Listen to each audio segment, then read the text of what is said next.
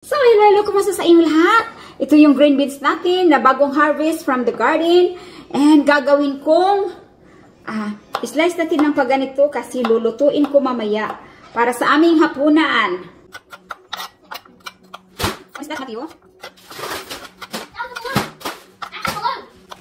So, parang kailan lang ako'y nagtatanim, ngayon nag-harvest na ako at ngayon ay hinihiwa ko na at aking lulutuin. Para sa aming hapunan, gagawa ako ng Baguio beans with hipon or Baguio beans kun hipon.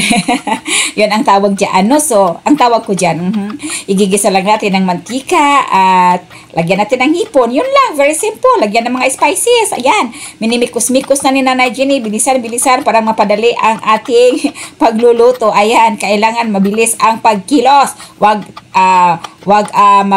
Tawag doon, bagal-bagal. Bilisan ng bilisan talaga. Sige, Nanay Jenny, sino bang humabol sa'yo dyan? Wala namang humabol sa'yo. Ayan mga nanay, pino-forward lang natin yan kasi kung hindi natin i-forward, ayan matagal talaga yung video na yan. No? So maganda kasi tingnan pag naghihiwa tayo ng green beans. Ako gustong-gusto ko maghiwa ng green beans na pag ganyan mga nanay. So ito na, natapos rin natin. No? So, ayan, ilagay natin dito at ayan. Hugas na ito mga nanay. Siyempre, hinugasan ko muna bago ko ini-slice. So, voila! Tadang! First harvest! Naglalagay ako ng olive oil dito at saka butter, no? At iginisa ko muna siya dyan ng olive oil at saka butter. At inaantay kong mag-brown skin siya. Parang magandang tingnan pag ilagay na natin sa ating green beans. Itabi ko muna yan pagkatapos dyan. Pero ayan na nga, inaantay kong mag-brown siya. Parang maganda siyang tingnan pag ilagay na natin, ihalo na natin sa green beans. Kasi pag ilagay ko kasi kaagad sa green beans, ma-overcook siya nang dahil nga yung green beans kasi hilaw na hilaw talaga, galing garden, no? Bagong pitas talaga. So medyo may katagalan talaga siyang lumambot. Ako naman kasi, gusto kong malambot yung green beans nang dahil nga ang aking asawa ay gusto nilang lutong-luto talaga, hindi half cook, no? Kasi ang kinakain na nila ditong hilaw ay yung ano lang, salad. So ako na lang ang mag-adjust. So ayan ang inaantay kong mag-tawag doon, mag-brown. At habang nag-antay ako, naghugas din muna ako ng mga plato dyan. Atras abanti ako dyan, no? Habang inantay kong mag-brown yung labas ng hipon na yan. So, ayan, minikos-mikos na naman ang danay. At pagkatapos, itatabi ko yan. Ilalagay ko sa isang bowl at itabi. So, ayan, nag-brown na siya. Wow, ang ganda na ng tingnan mga nanay. Golden na siya. Golden na. Ako na lang ang hindi pa. Ayan, pero masarap yan mga nanay kasi butter at saka olive oil ang nilagay ko yan. Ayan, itatabi ko siya, lagay sa bowl na yan at itatabi ko. Sige Nanay Jenny, bilisan mo kasi ako'y nag-go-team na. So dito naman mga nanay, itong pen na ito ay very brand new talaga yan. Bagong bili yan na mga nanay kasi syempre, ayan, so, bagong pitas ang ating ang ating green beans. So, kailangan din talaga brand new ang ating wok pen. Wok pen daw yan, wok pen.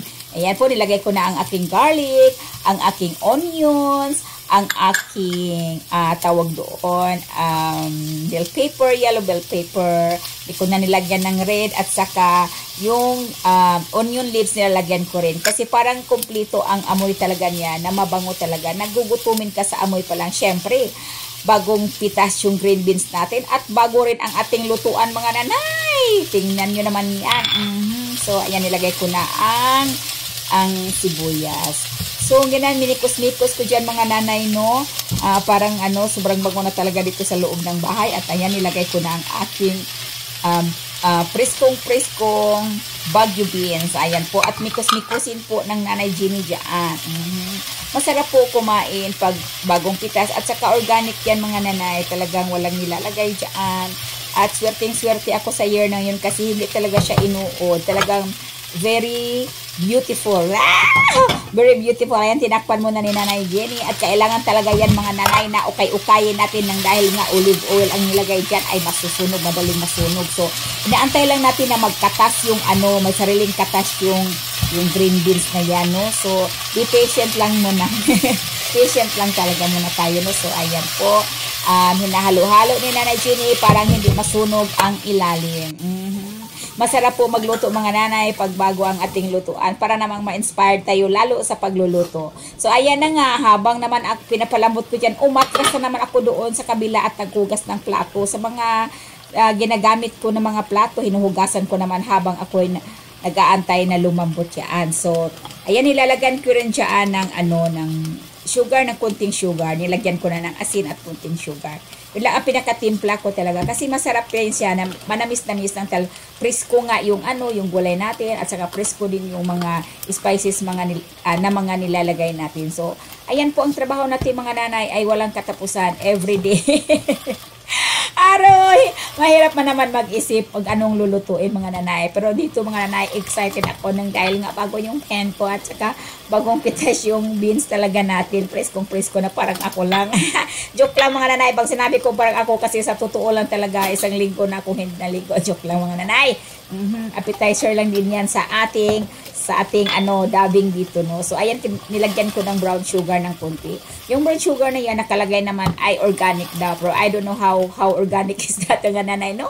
Kasi ako'y maniwala lang talaga ng organic dahil kung ako talaga ang gumagawa mga nanay, pero alam na natin bintayan. So sinabi naman na organic. So ayan, malapit ang matapos at ilalagay ko na dyan ang aking hipon na ginisa or piniprito kanina ng butter at saka olive oil. Ay naku mga nanay, talagang ang sarap-sarap talaga yan. Mano talaga, mabitamina talaga yan at very natural na parang ako lang. Joke lang yung very natural na parang ako lang mga nanay. Aray ko po. Nilagyan lang natin ng ang ating dubbing mga nanay, no? Kasi wala na akong masasabi dito. At ayan po, tinitikman ni Nanay Jenny at ang sarap talaga dyan mga nanay. Talagang mapadami talaga ang kanin natin dyan. So ayan, eksakto sa timpla, manamis-namis ng dahil nga presko siya. Presko siya. And of course, mga nanay, ang kapartner talaga yan ay isda, mga nanay. Ayan po. O sige mga nanay, maghukad na kayo dyan kasi maghanda na kayo dyan at sabay-sabay tayong kumain. So ayan. Ito na ang ating green beans na galing sa ating garden o ng harvest, nilagyan ng Nanay Jenny ng hipon. Ayan po ang sarap-sarap ng aming hapunan. At yan po ang aking isda na nilagyan ng butter at saka olive oil ng kunting. So ito na, maglalagay ako ng pagkain kay Daddy Tim, ng plato ni Daddy Tim. Lagyan natin ng pagkain. At lagyan natin ng gulay si Daddy Tim. Yung harvest natin galing sa... At lagyan natin ng isda. Wala! Yan na po ang plato ni Daddy Tim. So ayan na po ang aking husband and anakits. Hi anakits!